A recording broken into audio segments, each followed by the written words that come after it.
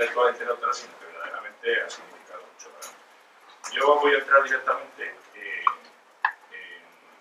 un poco en la biografía espiritual y personal y tal, digamos, de Guénon dentro del Islam.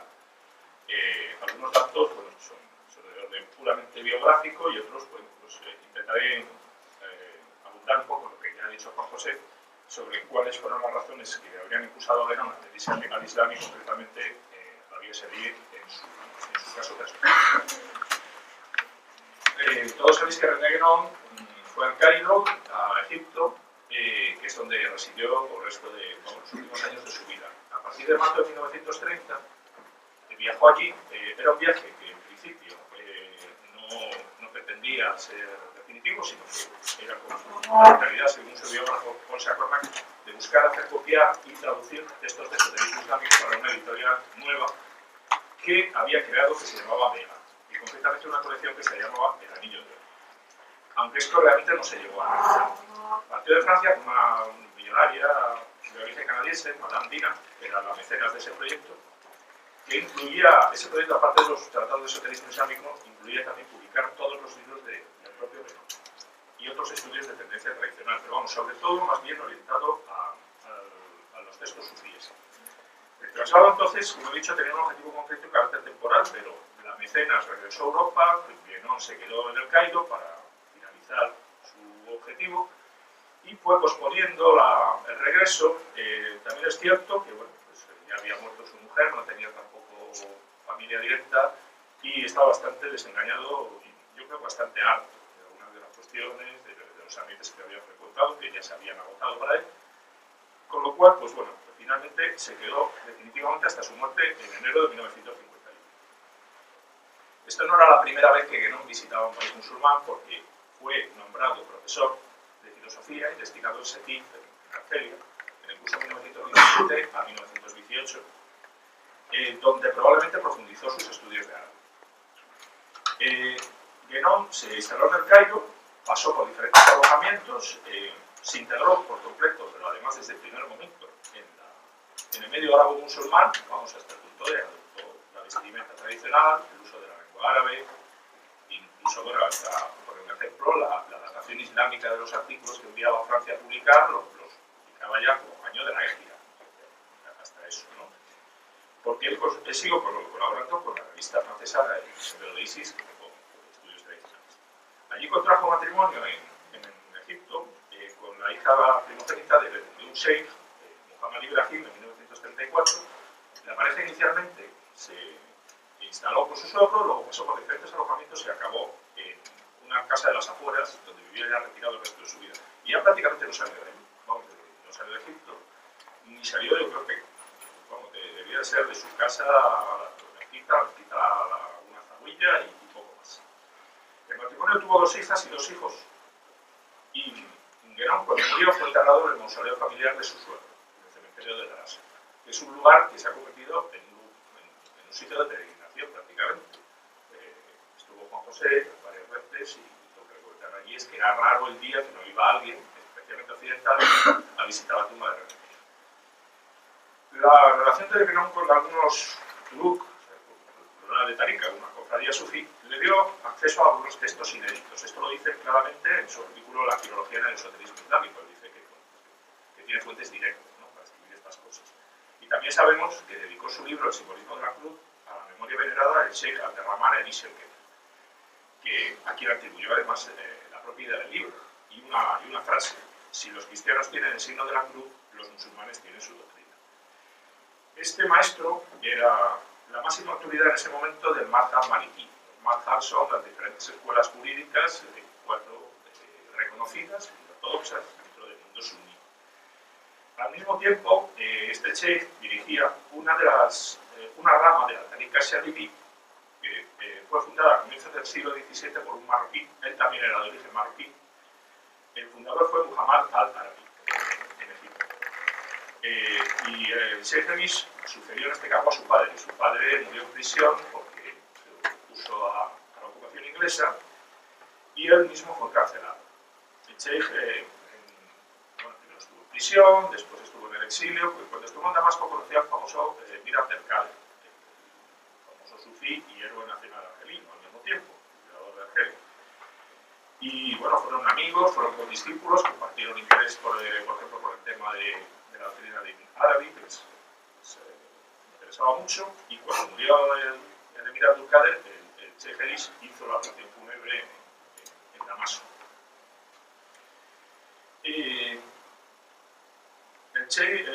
Guénon no conoció al Sheikh Elish, porque él murió justamente un año antes de que él llegara a El Cairo. Es cierto que hubo un proyecto de un viaje en 1911-1912 que finalmente no salió y por lo tanto el contacto con el Sheikh se redujo a dos cosas. Bueno, primero, a su relación con el pintor de Jesús Mulán Agheli, más conocido como Abdul Hadi, que habéis oído hablar, que según los biógrafos el que inició en el Islam, que ya hemos hecho la matización de cómo habría que entender esto, y luego pues parece ser que se carteó con él, aunque yo desde luego no he visto las cartas no han debido salir a la luz o no existen, no se han destruido. Este Agheli, John Gustav Agheli, el nombre islámico Abdul Hadi, conoció a Sheikh Elish en un viaje que hizo a Egipto y le inició en el tasawuf y también conoció a Agheli, conoció también a otros maestros. Junto con otro personaje, un médico italiano llamado Enrico Insabato, fundaron unos periódicos algo italianos en el que, bueno, eran de inspiración, digamos, acbariana, de inspiración de Ibn Arabi. Y ahí publicaron varios artículos y el propio Sheikh Elish también colaboró con ellos, porque bueno, parece que este hombre tenía un proyecto pues, como de acercamiento a Occidente y de colaboración entre las élites orientales y occidentales. Guénon le conoció en 1910 a Agheli cuando dirigía la revista La Nos y firmaba sus colaboraciones con el seudónimo Palingenius y invitó a Agheli a colaborar. Entonces Agheli colaboró durante un tiempo, pero bueno, esto enseguida se cortó. Llegó la Primera Guerra Mundial, la revista dejó de publicarse, Agheli se trasladó a España y murió en Barcelona en un accidente. Entonces, ya en El Cairo, Guénon fundó también una revista que se llamaba Al-Ma'arifa, en colaboración con un sheikh, Mustafa al-Razzaq. El título Ma'arifa, que ya lo ha citado, puede traducirse precisamente como conocimiento o gnosis, el conocimiento inicial. Y ahí publicó 5 artículos con su nombre islámico, que ya tenía, que era Abdul Wahid Yahya. Y Guénon, sabemos que frecuentó diferentes cofradías sufíes y pronto fue considerado, por su dominio en estos temas, pues, un maestro para los propios egipcios, ¿no? Que le llamaban como un sheikh o como un walí, un santo, ¿no? Incluso. Por el contrario, en su vida discreta y retirada apenas tenía contactos con los medios occidentales, con los medios europeos.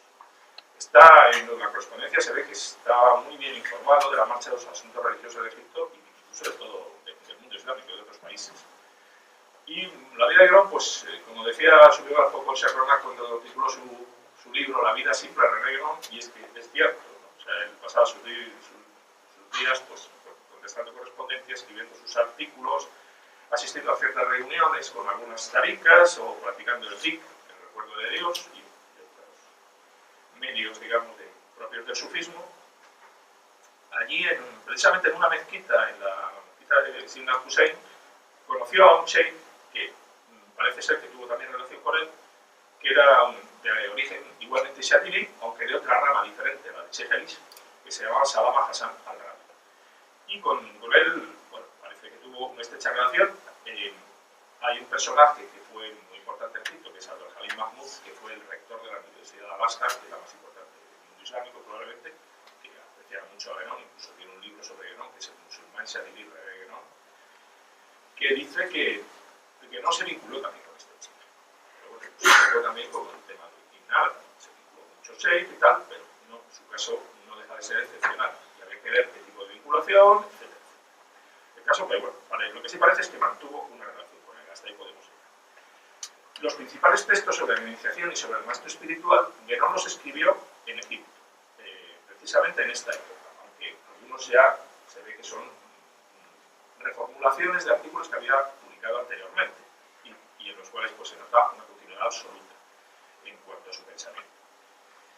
Y bueno, pues hay que insistir en esto, las relaciones de Guénon Los grupos iniciáticos, islámicos u otros, es un asunto en el que no vamos a entrar y que probablemente pensamos que nunca será completamente desvelado. Entre otras cosas, porque él mismo no quiso dar excesivos datos, a pesar de que hay biógrafos que se empeñan en buscar y en rebuscar y a ver con quién, y mira, y este personaje que aparece por aquí y tal. Yo creo que nunca lo vamos a saber, y lo que sí hay alguna referencia indirecta en su correspondencia, por ejemplo, cuando dice que, concretamente un artículo que Nanda Kumaraswamy publicó sobre el Hidr, que dice, yo eso de ese tema pues nunca hablaré porque es un tema que me toca como muy directa. Hay que pensar pues, que tuvo una iniciación, efectivamente, un poco fuera de la norma habitual. ¿Cuáles son las razones que habrían impulsado a Guénon a adherirse a la tradición islámica en su vida personal? Pues, bueno, hay cosas muy evidentes, ¿no? La primera es su accesibilidad al Islam y la posibilidad de adaptación a la misma por parte del europeo, siempre mucho más sencillo que en otras tradiciones, por ejemplo, extremo-orientales, ¿no? También la universalidad del Islam, al aceptar la validez de las tradiciones anteriores. No es exclusivista, es todo lo contrario. Su carácter de sello de la profecía, es decir, la última forma tradicional destinada a la humanidad en este ciclo, su función escatológica de arca, que recapitula la quinta esencia de todas las corrientes anteriores, que el Islam pues, recogió herencias de muchas tradiciones y las integró de una forma armónica. ¿No? Y por otra parte, aunque puede parecer paradójico decirlo, el Islam como religión es la tradición mejor adaptada y conservada para el mundo actual con su ausencia de clero, por ejemplo, pues es una cuestión, es decir, cada fiel de alguna forma es un sacerdote para sí mismo, no necesita tampoco depender de otra persona ni de la calidad de esa persona, como se comporta esa persona. La capacidad también del Islam de integrarse en cualquier entorno, o sea, adaptarse a las culturas más diferentes, países, mentalidades, etc., su racionalidad, entre comillas, diríamos, desde el punto de vista de la comprensión del hombre moderno. Y, por último, la flexibilidad moral para dar soluciones a casi todos los problemas y condiciones del hombre moderno que se le plantea. O sea, a pesar de que se puede pensar lo contrario, el Islam en cuestiones morales pues tiene unos principios muy claros, pero también tiene soluciones para todo. O sea, no te meten en un callejón sin saber que digas, bueno, es que y esto que hago, ¿no? Pues esto es así y es así. Y no. Normalmente está adaptado porque es una religión para el hombre, está claro, y para el hombre de hoy. Por otra parte, Michel Balsan y sus discípulos han destacado la relación entre la obra de Guénon y su fuente funcional islámica, dentro del cuadro de un posible enderezamiento intelectual y espiritual del mundo occidental, en el cual parece ser que intervendrían ciertas corrientes musulmanes. En estas es donde se integraría el Sheikh Elis, por ejemplo, cuyas tesis coincidían básicamente con las tesis de Guénon, en lo tocante a eso, a lo que he dicho antes, alcanzar un acuerdo entre las élites y las doctrinas de las principales tradiciones occidentales, que concretamente nombran el cristianismo y la masonería, y las enseñanzas del Sheikh al-Akbar, ¿no? De Ibn al-Arabi. Y por eso dice Michel Balsan que dice la idea tradicional, tal como se la conoce en nuestros días en Occidente, a partir de la obra de René Guénon, tiene históricamente un origen seguro islámico y akbariano. El origen islámico sería, concretamente, en este caso, el tema akbariano pues parece más bien en la cuestión intelectual. Efectivamente, como René Guénon no cita muchos maestros sufíes, de hecho no habla mucho sobre el Islam, curiosamente, pero sí cita bastante ahí. Entonces, podemos decir que la posición islámica de René Guénon parece cualquier cosa menos un hecho personal privado y sin significación en cuanto a la orientación de su obra y de su influencia. A Guénon, desde luego, también hemos señalado estos días, era un hombre muy pedagógico y le preocupaba ante todo señalar iniciaciones efectivas y métodos de realización espiritual. No estaba allí para otra cosa. Algunos temas que desarrolló sus escritos, sobre todo al principio, bueno, sí, es verdad, tiene un libro sobre el teosofismo, un libro sobre el espiritismo y a veces tiene artículos sobre temas bastante curiosos, ¿no? Podríamos decir. Pero bueno, eso obedecía también pues, a una función, yo creo que más que su propio interés, a lo mejor el interés, y lo dijo muchas veces, era la contemplación y la metafísica. Eso era su campo. Y lo demás, pues, si tuvo en algún momento la función de aclarar ciertas cuestiones, pues lo hizo. Y ya. No le dio más vueltas y en los últimos años de su vida, desde luego, dejó de escribir sobre esos temas, ¿no? Por eso, este énfasis, vamos, en el caso de Guerón, debía mostrar, como ha dicho antes Juan José también, los cauces habituales y los métodos comunes. No ceñirse a su caso personal, porque efectivamente cualquier occidental podría decir, bueno, pues si yo quiero aplicar esto, ¿qué hago? Lo mismo que ha hecho bueno. ¿Y qué ha hecho bueno? No, pero no ha hecho nada. Pero no se ha vinculado con nadie, no está ajeno a cualquier tradición, porque ha sido un ejemplo nefasto, efectivamente, porque estos casos no son los casos habituales. Aquí se escribe la función de la serivilla, una tarica que se encontraba entonces muy activa, en buena parte gracias a la influencia revivificadora de Cheikh al-Alawi y Ahmad al-Alawi, que supongo que conocéis, a comienzos del siglo XX. Esta vía sufí coincide en ser la más próxima, en muchos aspectos hasta geográficos. Segundo Abu Hassan Shadili, cerca de Ceuta, la tribu de los Umara, que era la misma tribu de los primeros bereberes que pasaron con Tarik en el 711 a la península.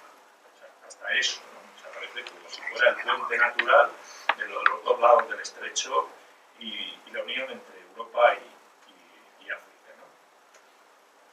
Luego también ese carácter occidental, accesible y próximo, y el reducir al máximo las dificultades de integración para los europeos. En todo caso, como ha escrito Charles André Gillis, el paso de Guerón a Egipto marca un antes y un después en su carrera, que corresponde a su filiación y no a una simple elección individual. Yo creo que se puede decir que certifica de alguna manera que las últimas posibilidades que podían existir, al menos desde el punto de vista teórico, en el catolicismo y en Occidente, las daba por definitivamente agotadas. Y el mismo dio ejemplo diciendo, esto se acabó, aquí yo ya he buscado, no he encontrado y me voy. Desde el punto de vista personal, a su anterior iniciación sufí, la veamos como la veamos, de forma que la queramos contemplar, ahora se añade una regularización marcada por la práctica de la sharia, es decir, ya ahora sí se integra totalmente. La sharia hay que entenderla no como se entendería, como medio de comunicación, como la ley y la que permite dar palos a la gente y cortarle la mano, sino que es, desde el punto de vista tradicional, incluye, como decía Balsan, todos los dominios y todos los grados de la vida espiritual y temporal, comprendidos los principios y los métodos del conocimiento metafísico. Y en la propia forma de comunicarse de Guerón, en los artículos que escribe a partir de ese momento y en sus obras, ya se nota también un cambio, que conduciría indirectamente a muchos de sus corresponsales en busca de realización que le preguntaban a integrarse o a buscar ya completamente en el ámbito del Islam. Hay que decir que no siempre quiso mantenerse en una perspectiva puramente doctrinal. Entonces, en sus obras no anima a nadie a hacer de una forma tradicional concreta, cualquiera. Lo que no le impidió contestar a las personas que le preguntaban, con discreción, pero también con franqueza. Él siempre se postuló como un testigo de la tradición y como un portador de la verdad, no de una forma particular, y por eso no hablaba del nombre de una corriente o de una religión. Él mismo dijo que no era un sheikh, no era un maestro, en el sentido de maestro enseñante, un maestro que guía para otros. Y también dijo que cualquier persona que habla de la tradición y no habla en una tradición concreta, pues es un impostor. Es decir, cuando habla como un maestro, no lo habla como tal. Pero si tú ya quieres tener discípulos, si quieres guiar a las personas, lo tienes que hacer dentro de una tradición. No puedes decir, yo soy maestro de todo. Y puedo guiar a budistas, a cristianos, a hindúes y todo lo que se me ponga por delante, ¿no? Aunque podía efectuar aclaraciones e indicaciones a sus discípulos, a sus corresponsales, a las personas que le preguntaban, en la correspondencia se ve perfectamente que nunca lo hacía con tu siempre lo hacía porque le preguntaban y que él se adecuaba perfectamente a lo que le preguntaban y al tono y al interés del corresponsal. Es decir, ¿qué me preguntas sobre metafísica? Te hablo de metafísica. ¿De iniciación? Te hablo de iniciación. Pero nunca se le ve que él diga, oye, pues mira, podríamos mejor hablar de tal. No. O sea, él en ese aspecto es extremadamente respetuoso. Primero porque, como ha dicho Juan José, la vía espiritual es personal. Entonces, siempre a Guerón le preocupó la predisposición esencial y la cualificación individual en cada caso. Él no veía personas en general, ni discípulos así en masa, sino veía personas con nombre y apellidos y con cualificaciones y con sus intereses particulares. Entonces, además, Guerón era hostil totalmente al tema de las conversiones. Un artículo incluso que lo dice claramente, ¿no? Y a todo tipo de proselitismo. no le interesaba para nada un tipo de expansión del Islam de forma masiva, un poco formalista y como un poco premonitariamente lo que está sucediendo hoy día, ¿no? Que además encontramos el caso, como hemos dicho antes también, de un Islam secuestrado y envenenado desde dentro. Es primero atizado contra el Islam tradicional y que es eso, las corrientes estas de wahabismo y demás, y al mismo tiempo es inoculado en las sociedades occidentalizadas como un virus destructivo. Y además es una cosa que comentábamos ayer, así como el cristianismo ha tardado 300 o 400 años en degenerar, en el caso del Islam, eso está sucediendo de una velocidad pasmosa, que debe tener que ver probablemente con las alturas del ciclo en que estamos.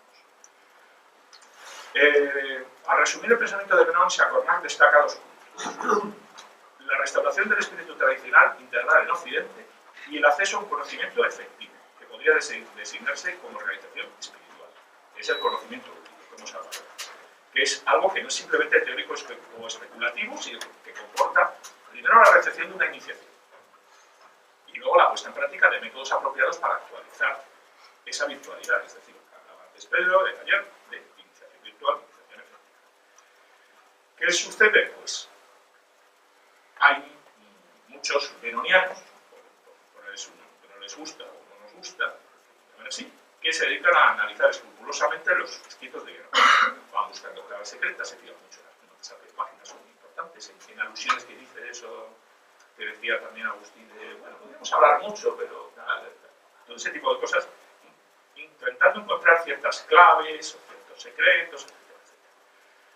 Pero hay otros, sin embargo, que lo que les interesa de Guénon, que es el caso nuestro, pues es la inserción en una vía espiritual, dentro de una tradición ortodoxa, en su doble aspecto, exotérico y esotérico.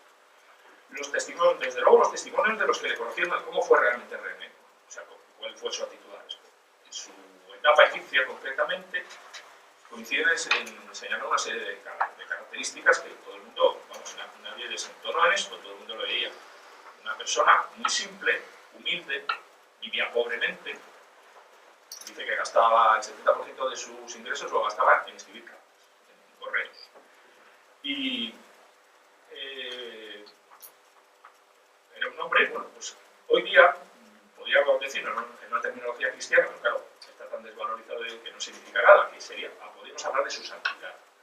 Es decir, algo que el cristianismo se ha ido perdiendo en el tiempo, porque integraría no solamente el aspecto moral, sino también el aspecto de conocimiento, el aspecto sapiencia. En este sentido, la vida de Guénon puede calificarse de ejemplar en los tres planos que el Islam reconoce, ¿no? en la religión, en sentido amplio, serían la sharia, la tariqa y la hakika, la ley, la vía y la verdad.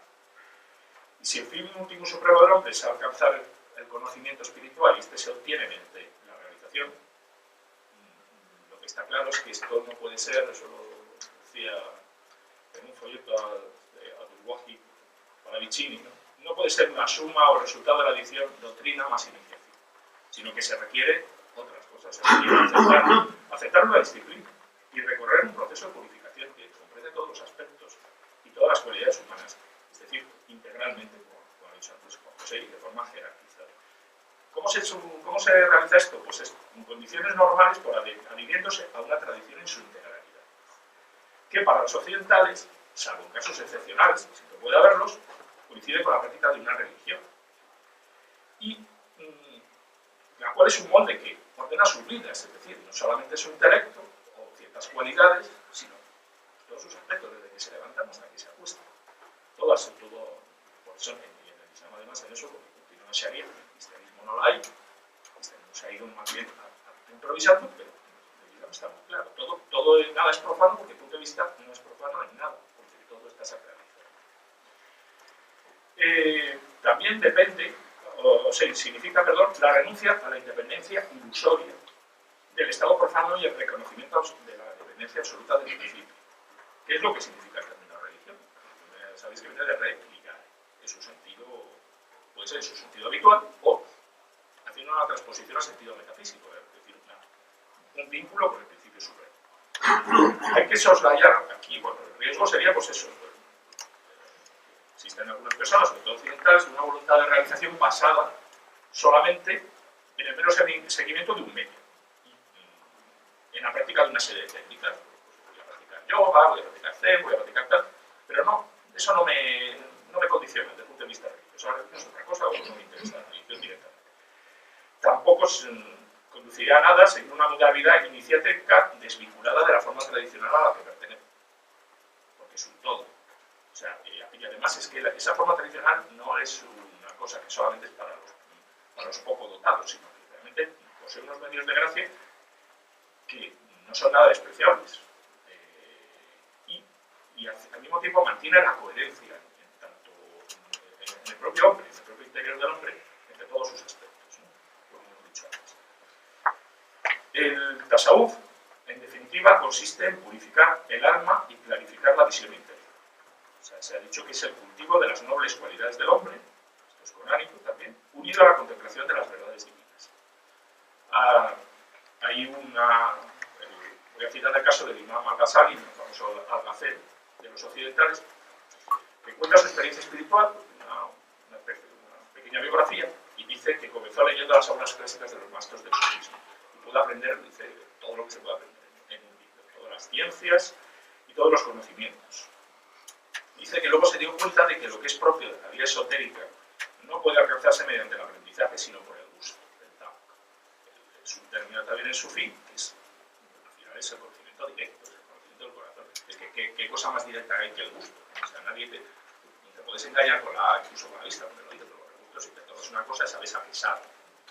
Luego se dijo, por eso, dice, para subrayar la diferencia entre ambas realidades, entre lo que es el conocimiento directo y el conocimiento, digamos, reflejo, el conocimiento inmediato, lo comparaba a la persona que conoce la definición de las características de la ebriedad, pero nunca ha probado el alcohol.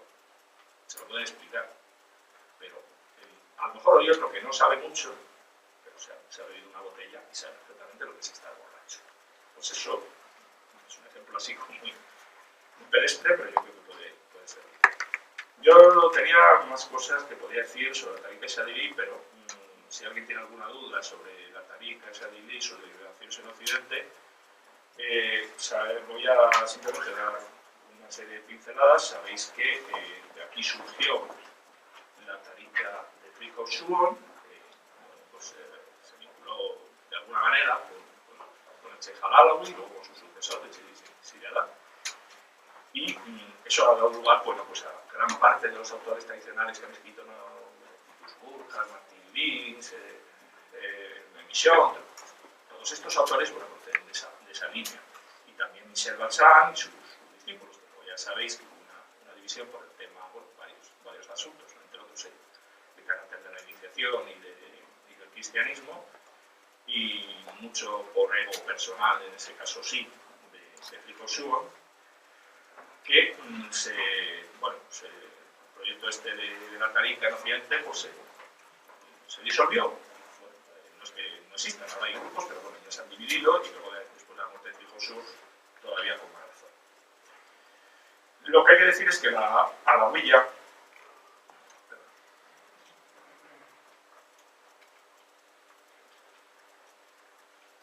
ha sido la Tarika más extendida en Occidente, entre los occidentales. Bueno, sí, claro, sí, también cosa por supuesto. Sí, la Tarika Alawiyya fue fundada a principios del siglo XX por Sheikh al-Alawi y toma su nombre, pero tiene una afiliación que es Darqawi y Shadili. Son hitos, digamos, bueno, Shadili fue el fundador, el Sheikh Darqawi fue muy importante y ante otra serie de líneas, y luego el Sheikh al-Alawi.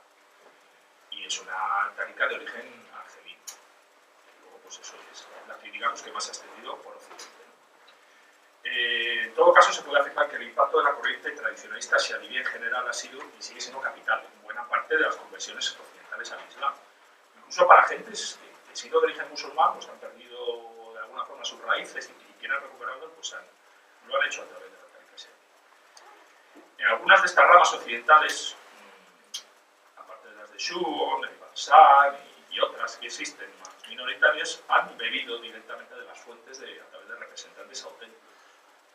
Han ido pues, al origen, ¿no? Y muchas de ellas no se han dado a conocer incluso exteriormente ni han ejercido ningún tipo de proselitismo, sino que se hacen centrado en la práctica espiritual, o, como mucho, en dar a conocer, a lo mejor a través de traducciones de algunos textos fundamentales en lenguas occidentales, entre ellas el español, y de manera particular los escritos de Che Guevara. Parece una labor importante.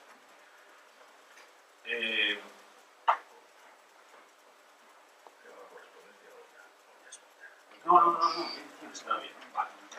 Yo había seleccionado una serie de fragmentos de la correspondencia de Guénon que es interesante porque muestra otro Guénon, que no es el de los artículos, no es contradictorio, pero es diferente. Entonces, hablando del tema del conocimiento útil y hablando también del tema del Islam. Entonces, por ejemplo, pues tenía una corresponsal, estos son los primeros tiempos, en 1918 y siguientes, Noël Maurice Denis Boulet, que preguntaba mucho sobre este tipo de cosas, ¿no? Le dice, por ejemplo, me parece que cuando habla usted de metafísica piensa siempre en la teoría. Le dice que no, separándola de la realización. Quizá porque concibe esta en modo místico exclusivamente. Al contrario, cuando yo hablo de metafísica pienso sobre todo en la realización, porque la teoría no es más que una preparación para esto. Le dice también, lo que se conoce verdaderamente no puede perderse nunca y debe llevar tarde o temprano a una realización correspondiente. En otro caso, un destinatario ignorado le dice, la palabra realización implica situarse en el punto de vista de los seres individuales que como tales están en el devenir. Yo diría más bien en la manifestación. Solo que el ser individual para realizarse no tiene que hacerse infinito, lo cual sería contradictorio. Tiene que tomar efectivamente consciencia, si es que esta palabra puede aplicarse aquí, de que no es solamente el ser individual, o más bien el ser que está en un estado determinado, sino que también es otra cosa en otros estados. Dice también, para los orientales la contemplación no es simplemente un concepto, sino una realidad en el sentido más completo de la palabra. Esto no significa, claro está, que un concepto no sea también una realidad de un orden determinado, sino que considerar la contemplación en este orden, más bien racional que propiamente intelectual, sería totalmente insuficiente. Le dice a Vasile Lovinescu, con el que habló bastante, era un rumano que entró en el Islam, en la Tariqa de Shur. En todo caso, no hay que olvidar que la lectura de libros, cualesquiera que sean, no puede ser nada más que un punto de partida para la reflexión y la meditación. En cuanto a indicar a quien fuere una vía de realización, es algo que debo prohibirme rigurosamente. Yo no puedo aceptar dirigir a nadie, ni siquiera dar simples consejos particulares, al estar esto completamente al margen del papel que debo tener.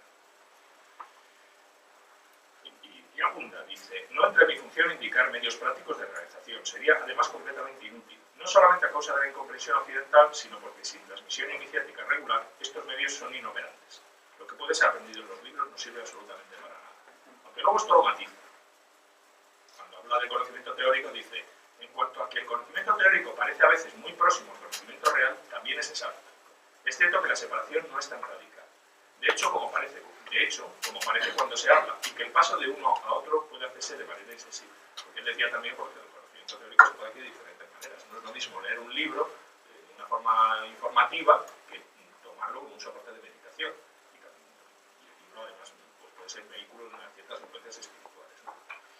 Pero se escribió mucho con Louis Caudron, que era un comerciante de Amiens, que acabó también siendo en su firma. Además, ayudó mucho a René Guénon en incluso económicamente, cuando estaba pasando verdaderos apuros en el país, porque quería estar casi al borde de la pobreza. Entonces, es una excepción en la correspondencia porque he visto que es el único que tiene ya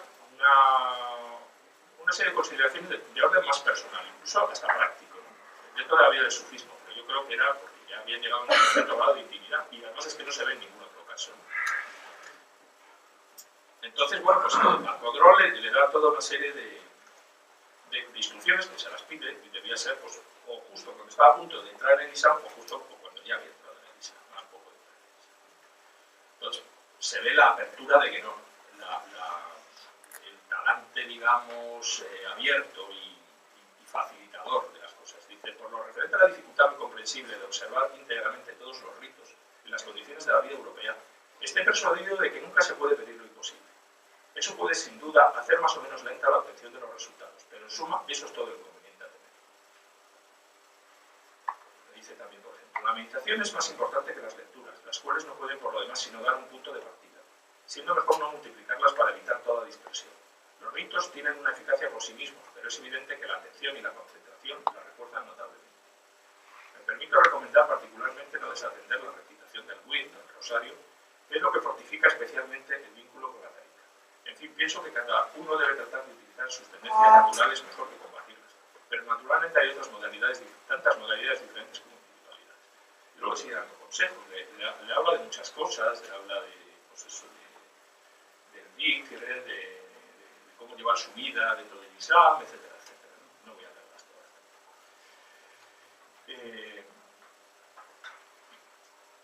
Es curioso, bueno, ya cuando Renan ya está en el Cairo, ya ha tomado esa decisión y ese cambio de Carlo H. André Gilis, que marca un antes y un después en su vida, le dice a este mismo hombre: la restauración iniciática en modo occidental me parece muy improbable, e incluso cada vez, como usted dice, cada vez más. En el fondo, por lo demás, yo no he contado mucho con eso, pero naturalmente no podía mostrarlo demasiado en mis libros, aunque solo fuera por no parecer descartar a priori la posibilidad más favorable. Para suplirla, no hay otro medio que recurrir a otra forma tradicional, y la forma islámica es la única que se presta para algo en Europa misma, lo que reduce las dificultades al mínimo. Esto ya no puede ser más claro, pero claro, esto no se lo dijo a Jorge, solo se lo dijo a él, que le había preguntado y que, bueno, que tenía unas cualidades para las cuales se le podía recomendar sabía porque era la que le iba a él, ¿no? Y dice, por ejemplo, también es cierto que la cuestión de la ramificación de la masonería tiene un interés más bien teórico y tiene toda la razón al pensar que eso muestra mejor que ya no hay posibilidades iniciáticas reales para Occidente al margen del lado islámico. Sobre el tema del catolicismo, lo que habíamos hablado antes, cuáles los últimos restos estos que quedaban de algunas organizaciones del hermetismo medieval, etcétera, etcétera, tampoco se hacían excesivas ilusiones, ¿no? Y en cuanto a encontrar en el catolicismo un medio para sobrepasar el exoterismo, sería para ello necesario que existiera una iniciación que tomara por base esta forma exotérica que constituye el mismo catolicismo. Ello no tiene, evidentemente, nada de imposible en principio, y sin duda las ha habido en la Edad Media, pero desgraciadamente dudo mucho que todavía existan actualmente, o bien están tan escondidas y limitadas a un número de miembros tan restringido que son prácticamente inaccesibles. Esto no es más que una situación de hecho, claro está, pero no por ello está uno menos obligado a tenerla. Y es cuando habla, pues eso, de Armel, la fraternidad de Chevalier y habla del monasterio copto de Egipto, donde dice que los monjes habían decidido no admitir nuevos miembros, no cierra la puerta a la posibilidad de una iniciación exicas en el Monte Athos, pero la considera muy difícil y solamente para una persona que esté decidida a integrarse en medios monásticos. Al final, bueno, y en otra cita, con una tradición que podría ser más o menos considerada también occidental o semi-occidental, dice Ayar Tourniac, por ejemplo, escribe: sobre la iniciación cabalística se puede decir que es prácticamente inaccesible. Al final, ¿qué es lo que queda? Pues su ejemplo y sus palabras, ¿no? Él ya lo ha mostrado, o sea, el que lo quiera ver, pues ahí lo tiene, ¿no? Y no quiere decir, y él siempre reconoció, que no puede haber excepciones y no puede haber casos de personas que estén abusando de otra tradición, y desde luego él jamás molestaba a nadie con ese asunto, es decir, es que tú debes hacer o debes dejar de hacer, ¿no? Porque, bueno, pasa exactamente igual, dicen, en el taoísmo dice que está muy unido a la raza oriental y a su mentalidad, en el caso del budismo, bueno, ya lo hemos hablado, de las diferencias que tuvo al principio, con la de espejo, pero tampoco la ha tenido muy en cuenta en sus escritos. Entonces, bueno, pues sobre este tema ya tenía más citas, pero no, creo que ya sería un poco repetitivo, y ya voy a terminar. Entonces, si me permitís, con un testimonio personal, después de haber expuesto en esta charla, bueno, y en las anteriores, que se ha producido en estos días, los hitos fundamentales de la vida y de la obra de René. Puedo decir que con 20 y pocos años la lectura de sus libros cambió mi vida, lo puedo decir. O sea, en ese sentido, yo no sé lo que sería ahora mismo si no lo hubiera leído. Es seguro que no sería quien soy, sería otra persona diferente. Por tanto, en mi opinión, con Guénon se nos presenta un dilema, que a su vez implica una elección vital, que no se dan otros pensadores. Vaya por delante que yo no tengo ninguna inconveniente en considerar lícito que haya personas para los que la obra de Guénon sea una referencia intelectual, nada más, pero nada menos. Me parece es mucho. Una persona que reconoce que en Guénon hay unas ciertas doctrinas y unas ciertas verdades, me parece que ya demuestra un cierto criterio. Pero es verdad que para otras personas, como hemos tratado de exponer, más allá de sus ideas, Guénon ha sido un referente que impulsa una transformación radical. Simplemente, pues se trata de que cada cual se ubique con respecto a las doctrinas que Guénon transmitió y que escribe, pues, sinceramente, bueno, ¿qué es lo que buscando yo a Guénon? Si hemos venido aquí, pues sabremos que nos interesa, sabremos por qué nos interesa. Es importante comprender que si podemos decir que Descartes fue cartesiano y Hegel fue hegeliano, no podemos decir que Guénon fuera guénoniano. O sea, Guénon no expuso ningún sistema personal, sino que se presentó como testigo de la tradición, perenne y unánime. Y podríamos decir incluso que intentó hasta casi desaparecer ante su función, incluso físicamente. O sea, en los últimos años se retiró en Egipto y pues, sus contactos fueron mínimos. En cambio, sí podemos decir de Guénon que fue musulmán y fue seguido. Eso es un hecho. No creo que aquí nadie cuestione que estamos en una época oscura desde el punto de vista intelectual. Hemos hablado de la doctrina de los ciclos, hemos hablado del Kali Yuga, pero también hay que decir que para Guénon y para los maestros sufís, y dentro de ellos, incluyendo los Shadilis, nunca ha sido un inconveniente para la realización espiritual. Nunca han dicho los maestros, bueno, es que a estas alturas de la película aquí ya no se puede hacer nada. Los sufíes han señalado pormenorizadamente en muchos tratados los obstáculos del hombre que busca a Dios y todas las trabas que tiene que pasar, pero nunca han dicho que las circunstancias exteriores o de cómo está el mundo, eso fuera un impedimento. Jamás lo han dicho. Porque para ellos eso tiene una importancia muy relativa.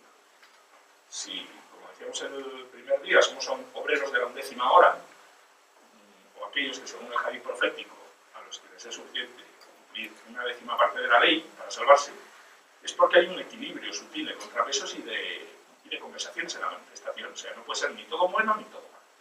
Y sobre todo porque el principio divino, que es la fuente de todo conocimiento y de todo ser, no puede ser afectado por su desarrollo. Como aquello a lo que aspiramos y de lo que recibimos está más allá de esas contingencias, pues evidentemente eso no puede ser ningún contratiempo. En resumen, según mi experiencia, no cabe arguir la inexistencia de vías para llegar a Dios. Como se ha dicho al principio, esto parece una doctrina, esto no existe, ¿no? Esto tal, es una cosa, es una elucubración, ¿no?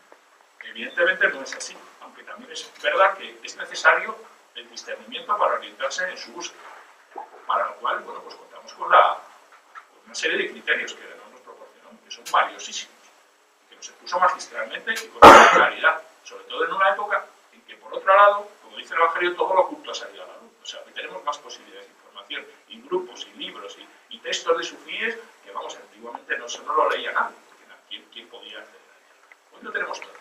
Es verdad, también tenemos una confusión tremenda, pero también tenemos la obra de Guénon, que nos puede orientar y nos puede servir, pues como han dicho, pues como una carta de navegación que nos